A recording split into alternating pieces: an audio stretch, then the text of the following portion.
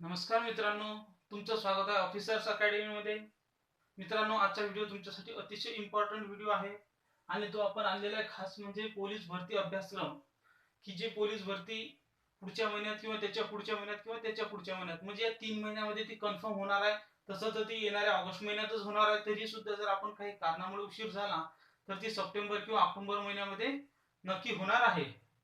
तर मित्रांनो, ऑक्टोबर मध्ये भरती होणार म्हणजे आपला जो अभ्यास आहे तो आताच करणं आवश्यक आहे. आणि याच्यासाठी कुठला अभ्यासक्रम आहे हे आपण या व्हिडिओमध्ये पाहणार आहे. त्यामुळे व्हिडिओ शेवटपर्यंत तुम्हाला पाहायचा आहे. जर काही समजलं नाही तर तुम्ही मला कमेंट करू शकता. तर मित्रांनो, पोलीस भरती सगळ्यांना माहिती आहे की नेमकं या ठिकाणी परत एक आहे की अगोदर पोलीस भरती मध्ये पेपर होणार की शारीरिक चाचणी. तो प्रश्न जर आपण बाजूला ठेवला तरी शेवटी आपल्याला पेपर हा द्यावाच लागतो. आणि ज्याचा अभ्यास असेल त्यालाच या ठिकाणी काय यशही मिळणार आहे. आणि तुम्ही जर अजूनही अभ्यास केला नसेल सुरू तर तुम्ही आजचा अभ्यासक्रमाचा व्हिडिओ पहा आणि तुमचा जो अभ्यासक्रम आहे तो तुम्ही कंप्लीट करून घ्या. म्हणजे तुम्हाला यश मिळण्यास कोणी तुमचं रोखू शकणार नाही. तर मित्रांनो, पोलीस भरतीचा प्रश्न आहे की 50 गुणांचा पेपर होईल का 100 गुणांचा पेपर होईल.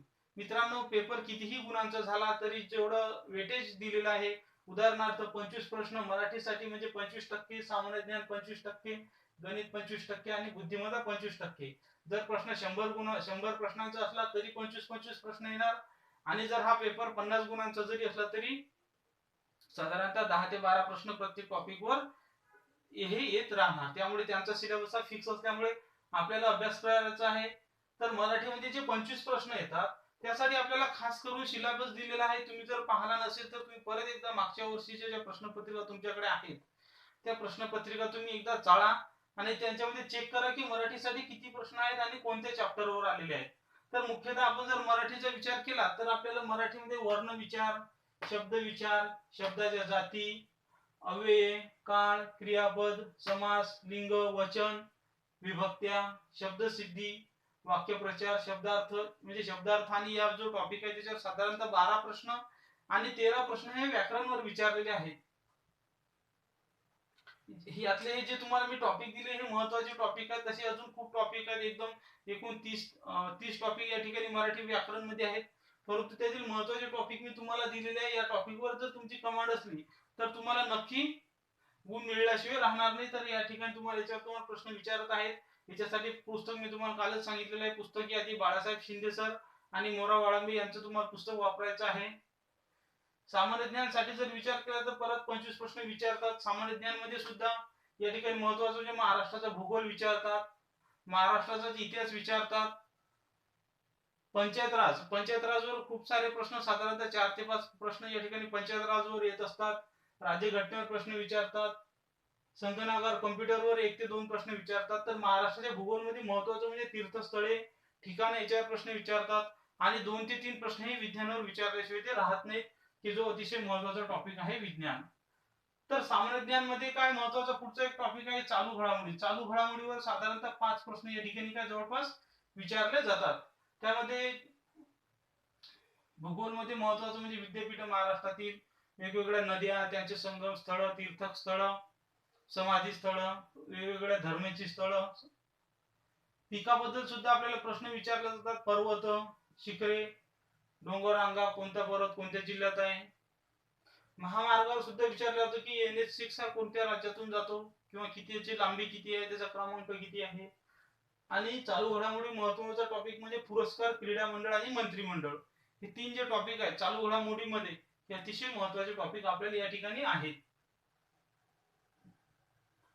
तर सामान्य ज्ञानासाठी जर तुम्हाला चांगलं पुस्तक सुचवायचं म्हटलं तर तुम्ही कोणताही ठोकळा घेऊ शकता. त्यामध्ये महत्वाचं म्हणजे तात्याचा ठोकळा हा बेस्ट राहील. अजून नवीन सुद्धा ठोकळे आलेले आहेत. तुमच्याकडे जर तो अवेलेबल होत नसेल तर कुठलाही ठोकळा तुम्ही बी पब्लिकेशन किंवा लोकसेवा यांचा आलेला आहे, बहुतेक बीचा आहे, तर याचा तुम्ही ठोकळा घेऊ शकता आणि त्यातून तुमचा अभ्यास हा होऊ शकतो.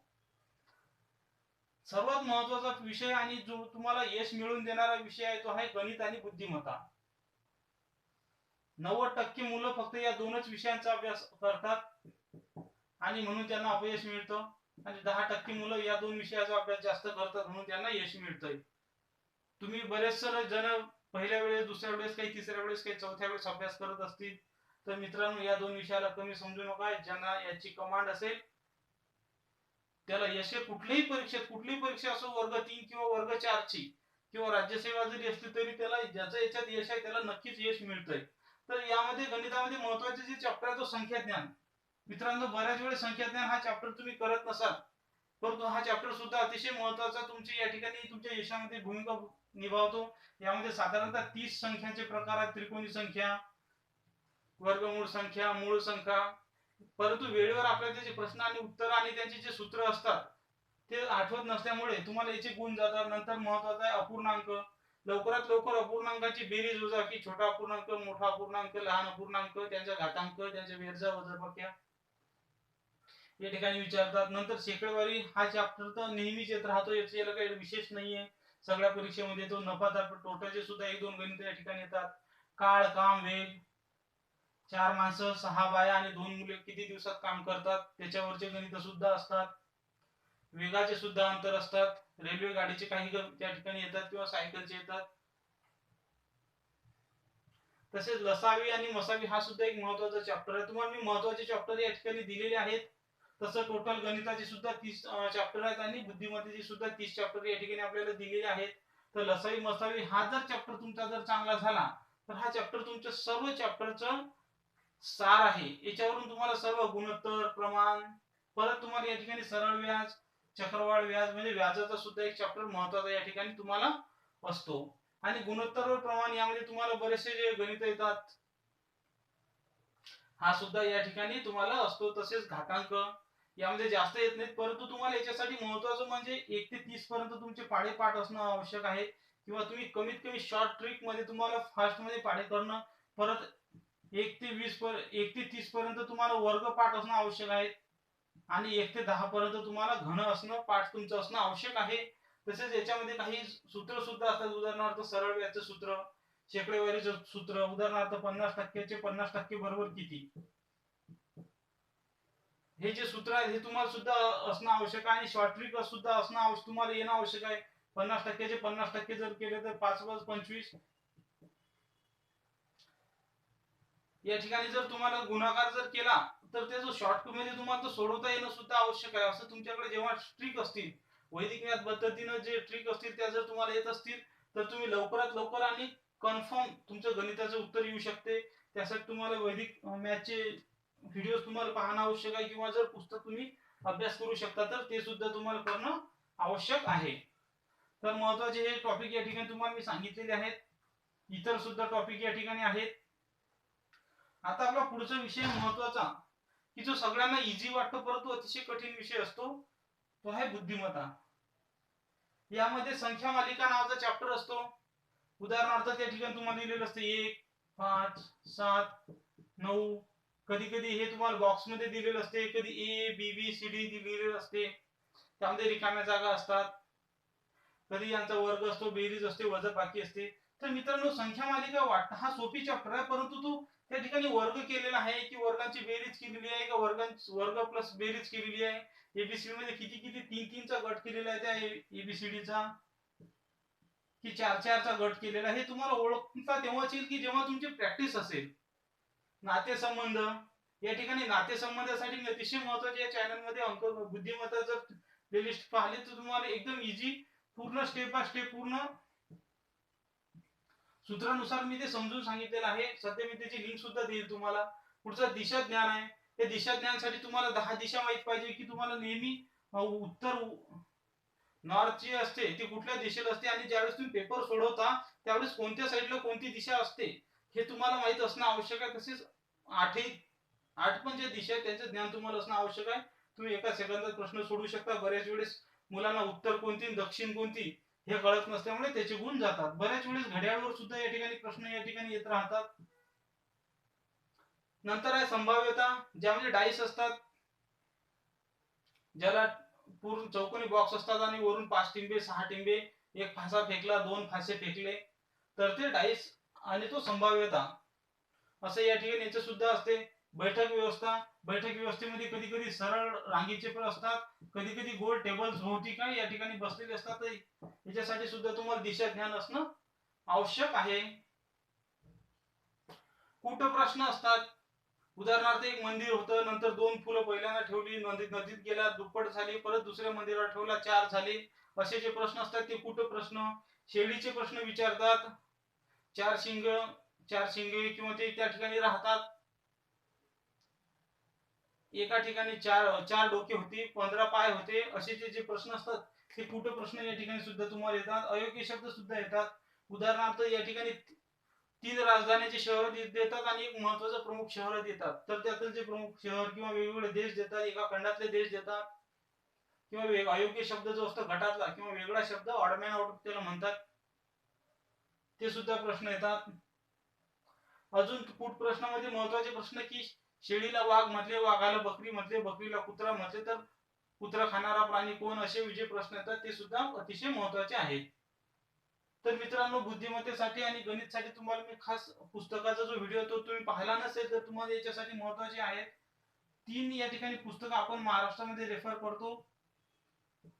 कोकिळा प्रकाशन, महाले सरांचं, वसे सरांचं फास्ट ट्रॅक, राणे सरांचं चैताली प्रकाशनचे पुस्तक गणित आणि बुद्धिमत्ता, या तिन्ही लेखकांचे पुस्तक आहे. तसेच नवीन आलेले सिम्प्लिफाईड,